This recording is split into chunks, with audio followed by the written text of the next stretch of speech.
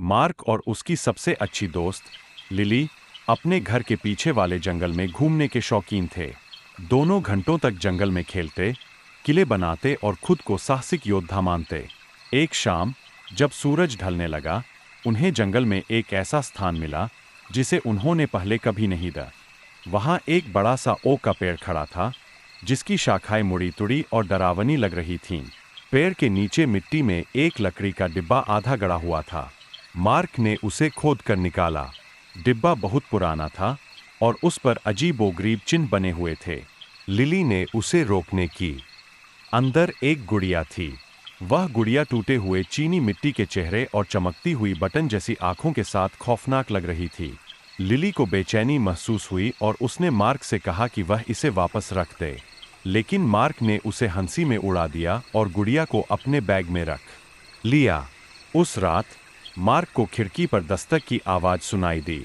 उसका कमरा दूसरी मंजिल पर था। जब उसने पर्दा हटाया तो उसकी रूह कांप गई।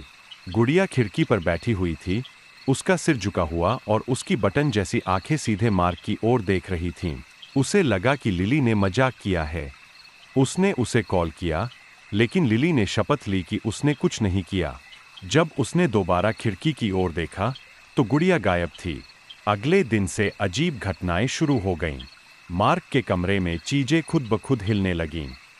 रात में उसे हल्की हंसी सुनाई देती।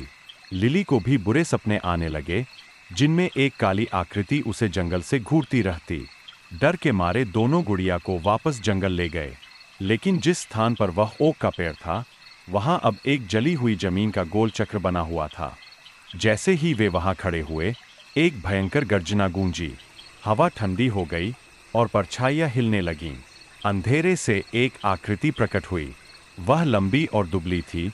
उसके हाथ पैर असामान्य रूप से लंबे थे। उसका चेहरा खाली था, सिवाय उसकी दो चमकती लाल आंखों के।